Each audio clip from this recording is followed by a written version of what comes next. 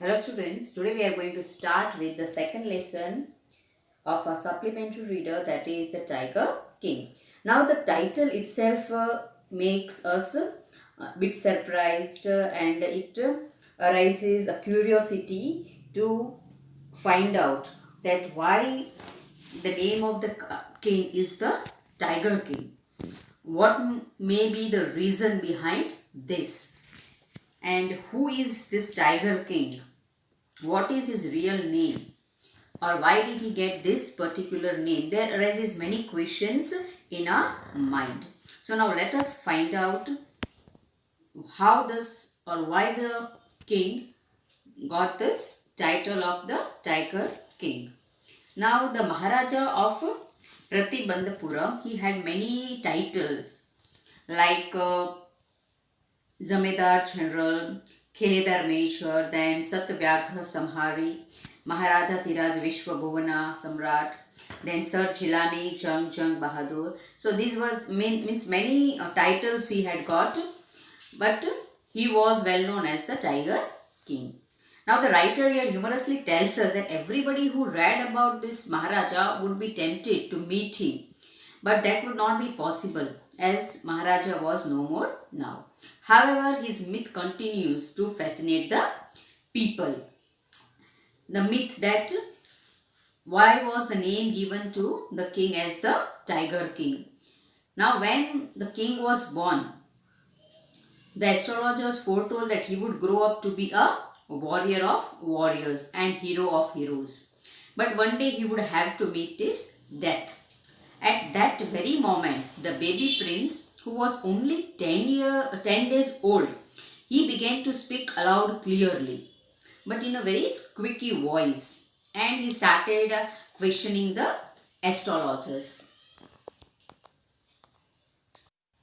Now the chief astrologer, he was also surprised at how can a baby who was just 10 days old can start speaking, and that also not a single word but in speech.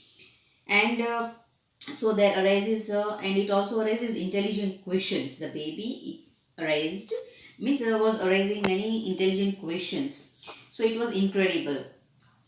Now the chief astrologer, he just fixes his eye upon the little prince, and then he tells that because this child, he was born in the hour of the bull. The bull and the tiger, they were the enemies of each other, so his death would be due to a tiger. And the child was not even scared. In fact, he warned the tigers to be on their guard and beware of him. After means when the chief astrologer told that as this child, he was born in the hour of the bull, so and as the bull and the tiger, both they were enemies of each other, so this boy would die because of the tiger. The tiger would be the reason of his death. Now see, this boy is the child who was when he heard the astrologer telling that the tiger would be the reason for his death, at that time he just gave a deep growl as if though he was terrifying the tiger. He was not afraid of the tiger. He just gave a deep growl to warn the tigers, and he wanted to tell the tigers to beware of him. Let tigers beware means let the tigers be afraid of him. He was not at all afraid of the tiger. Now what happens in the second part of the lesson, that is now this little crown prince, he grew taller and stronger day by day. And in his childhood, the little prince, he drank the milk of an English cow. And he was looked after by an English nanny. And he was also taught in English by an English man. And he saw nothing but English films. And then he was crowned the king at the age of 20. Now the astrologer's prediction slowly reached his years. He went on a tiger hunt and killed his first tiger. Now slowly the astrologer's prediction, it reached the ears of this king. Earlier when the astrologer predicted, he was a baby of just 10 days. So he was not knowing what was the prediction. But now as he grew and when he was crowned as a king, he came to know about the prediction of the astrologer. And when he came to know about the prediction of the astrologer that the tiger would be the reason for his death, so he thought of hunting the tiger. He went on a tiger hunt and killed his first tiger. Then he happily sent for the straight astrologer who warned him that his death would be due to the tiger. Then he might kill 99 tigers, but the 100th tiger would prove to be fatal for him.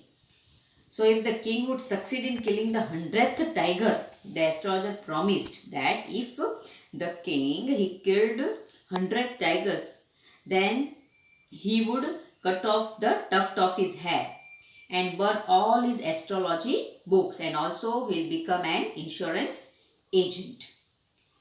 Now the Maharaja, he banned the tiger hunting in his kingdom, and he also passed an order that if anyone dared to fling, means throw, means to throw any, means a stone at a tiger, then all his wealth and his property would be confiscated. And the king was determined to prove the prediction wrong and vowed to attend to all the other kingdom matters only after killing 100 tigers. Now Maharaja, no, what did he do? He banned the tigers hunting in his kingdom and also passed an order that if anyone dared to throw a stone also at the tiger, then all his wealth and property would be taken away from them. And he was determined to prove the prediction. He had made up his mind that he would prove this prediction of this astrologer wrong. And he also took a vow to attend all the other kingdom matters only after killing 100 tigers. Till that time he will not take, means he will not look after the any affairs of the kingdom. Only his aim was to kill 100 tigers. Now in the third part of this lesson, the king, he banned the tiger hunting. Only the king could hunt the tiger. Except him, nobody could hunt the tiger. This proclamation was issued. And it was also being told to the people that if anyone dared to fling the stone at the tiger, then all his wealth and property would be confiscated.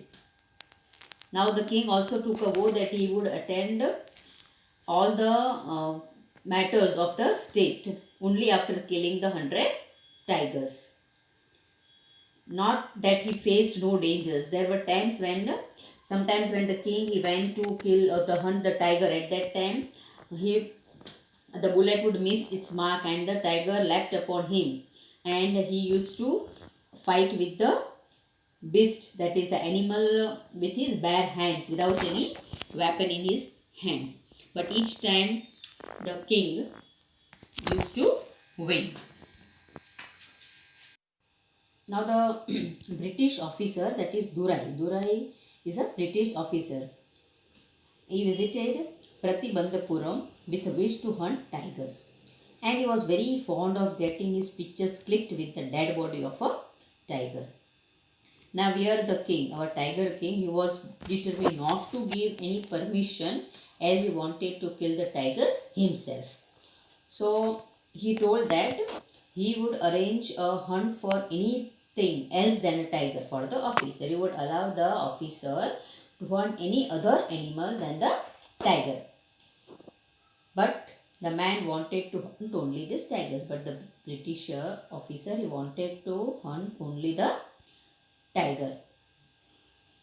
And the secretary, he brought the news that Maharaja could kill the tiger, but the officer wanted to only have a photograph with the dead body of the tiger. But the Maharaja, he refused the permission. He felt that if he relented other British officers, then it means if he would give the permission to one particular British officer, then other British officers also would come up with the same request. He was now in danger of losing his kingdom. So after discussion with the Diwan, they came up to one plan, that if 50 diamond rings was sent to the British officer's wife, that is Durai Sani. British officer is Durai, and British officer's wife was known as Duraisani. Now the British officers, if 50 diamond rings were sent to British officer's wife from the famous British company of jewelers in Calcutta, the Maharaja expected that she would choose only one or two rings. If he is sending 50 rings to the British officer's wife, then she may choose one or two rings. But something opposite happened, that the greedy lady, she kept the whole lot, means she kept all the 50 diamond rings with her. So in this way, the bribe which this king wanted to give to Duraisani, that is the British officer's wife, the bribe cost him 3 lakhs rupees. But anyhow, his kingdom was saved. He managed to retain his kingdom. Means he managed to save his kingdom. Now in the fourth part, the Maharaja, he was successful in killing many tigers. He continued to be highly successful in killing the tigers, and within 10 years he was able to kill how many? 70 tigers. And then an unforeseen hurdle brought his mission to a standstill. What was that hurdle, that difficulty? That the tiger population, it became extinct in the forest of Pratibandhapuram. Now what to be done was a question for him. So the Maharaja, he came up with a plan for killing the remaining tigers. So he called up the Diwan and asked him to find out a princess of a royal family in any native state with a large tiger population. So the Diwan, he followed the order and he found a match for the king. And then the Maharaja killed 5 or 6 tigers each time he visited his father-in-law's house. And he managed to kill 99 tigers. And now then, unfortunately, the tigers in his father-in-law's kingdom also became extinct. Now only one tiger remained to be killed, so that he would prove the prediction of the astrologer to be false. Okay. Now in the fifth part, this Maharaja, he was upset as he was not able to find the last tiger. Suddenly there came the news that a tiger had been seen in a hillside village of his state. Maharaja became very happy at the news and he announced that a 3 years exemption from all the taxes for that village and set out on the hunt at once. So when he came to know about the one of the tiger on the hillside village of his state, he was so happy that he announced that the people of that particular village, they will be exempted, means they didn't have to pay the taxes for 3 years. And then he went on the hunt at once. And then the tiger, it seemed, kept himself hidden. So Maharaja's anger started increasing. He was not able to find the tiger anywhere, so it started increasing. He ordered that the land taxes should be double, and Diwan also tried to warn him that such a measure would prove to be a catastrophic for the kingdom. And Maharaja got angrier and he asked Diwan to resign, because now he was in a very tough condition. And unless and until he was able to kill the 100th tiger, he would not be at rest. Now, as the Maharaja asked Diwan to resign, and Diwan, he wanted to save himself. So what did he do? He decided to get the 100th tiger for the king. An old tiger was brought from the People's Park in Madras and it was kept hidden in his house. At midnight, when all were asleep, the Diwan and his wife dragged the old and weak tiger to their car and pushed it into the back seat. And then Diwan drove the car to the place where Maharaja was hunting. Now the tiger resisted and he refused to get out of the car. The Diwan, he had to haul and push it down on the ground. Now the following day, the Maharaja was delighted to see the 100th tiger. He took careful aim and shot at the beast. Now the tiger fell in a crumpled heap. The Maharaja was filled with happiness because he was able to fulfill his vow, his promise to kill the 100th tiger. He ordered the tiger to be brought to the capital in a grand procession, and then he left his car. After Maharaja left, the hunters went to take a close look at the tiger. And they were shocked. Why they were shocked? Because they saw that the tiger was not dead, it was still alive. The tiger had actually fainted from the shock of the bullet which just whizzed past him. It just made that sound and it just passed by him, and because of that it got the shock and it had fainted. Now they decided not to tell this to Maharaja that he had missed this target, because if they would tell to the king, then they were afraid that they would lose their jobs. So now one of the hunters, then they killed the tiger himself, and the dead tiger was taken in a procession through the town and it was buried, and a tomb was erected over it. After killing the 100th tiger, the king was relaxed and he was happy that he had fulfilled his vow. So now he turned his attention towards his child. Now it was Maharaja's son's third birthday which was been celebrated. Now the Maharaja had given his entire mind over to tiger hunting. He had no time to spare for the crown prince all this time, but now the king turned his attention towards his child. And he wished to give him something special. So he went for shopping, but he couldn't find anything worthy enough to be given to his child. Then finally he saw a wooden tiger and brought it for his son from a toy shop. The wooden tiger was carved by an unskilled carpenter. That wooden tiger which he purchased, it was being made by an unskilled carpenter who was not having that skill. Tiny silvers of wood stood up like quills all over it, that wooden tiger, that toy. So one of the silvers pierced the Maharaja's right hand while he was playing with his son. He pulled it out and continued to play with his son. The next day, the infection spread in his hand. Now within 4 days, the infection it spread all over his arm. 3 surgeons from Madras operated on him, but they were unable to save his life. Thus, the 100th tiger took its revenge and the Tiger King lost his life. He was no more now in this world. The Tiger King, it is a satire on the pride of those in power. Now here this Tiger King, the king, he was, no doubt he was powerful, but he was also very proud of his courage and his bravery. And he was such, powerful, and he was such proud of his courage and his bravery that he didn't mind killing 100 tigers. So imagine, wild animals, they are also the, we can say they are the treasure of our particular means of our environment. It's a treasure of our nation or of our world.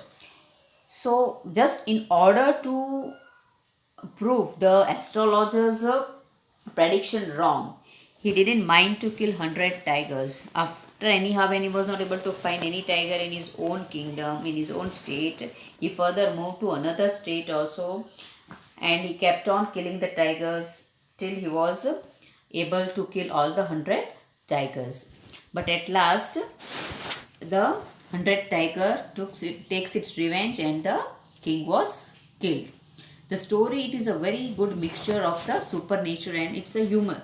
It's a humor also. It creates a humor also. That you just see the tiger was behind the killing the tiger. He was least bothered about his kingdom. He was least bothered about his own child.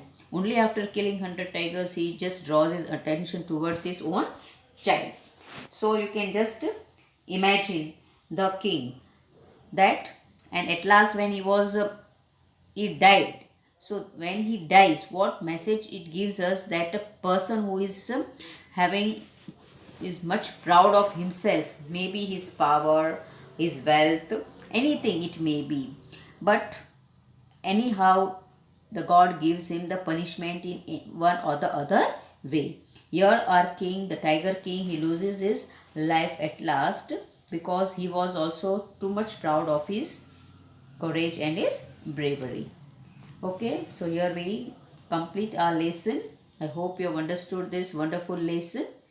So we'll be meeting in the next lesson, in the next session with a new lesson. Till then, goodbye.